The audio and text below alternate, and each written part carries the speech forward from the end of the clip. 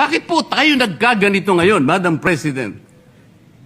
Kasi po, napigilan lang akong magtanong. Ngayon ko na po alam po ba ninyo kung bakit tayo nagkaganito, Madam President? Kasi po matagal ko nang sinasabi, 9 na buwan na po ang nakararaan, ngunit ayaw nating ituloy ang pag-iimbestiga sa flood control scandal. Isang pinakamalaking nakawan sa ating bansa. Parang ninakawan ng isang pamilya sa tanghaling tapat at ang mga magnanakaw ay hindi nakamaskara. Nakakurbata lahat. Nakabarong Tagalog. Paano hindi masisira ang kumpiyansa ng mamamayan kapag tinalikuran natin ang ganong pananagutan?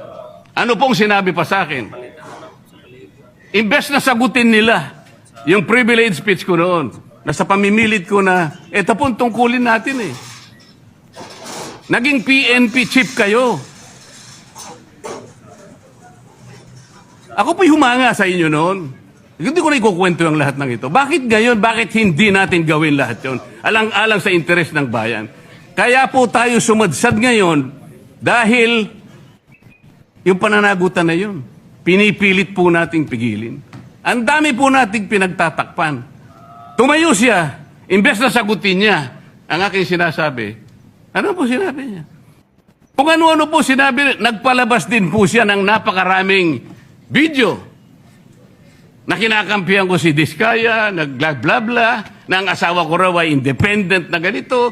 Lahat po. Pati yung tayo ko sa Congress noon, na sinasansala ko yung mga kasama ko because ngayon ko lang nakita ang Vice President, nagpipresent siya ng budget for 2025. Inaaglahi siya sa budget 2022 and 2023. Yung mga ganun po.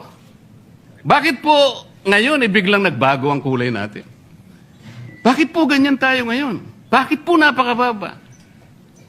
Siguro po, kung may pagkakataon tayo, maring bukas o kang makalawa, makikita po ninyo yung complete video yung nangyari nung Lunes, May 11, 2026. Kung paano, alas 7 pa lang ng umaga, nandito na yung tropa ng NBI na nakipag-coordinate sa opisina ng OSAA.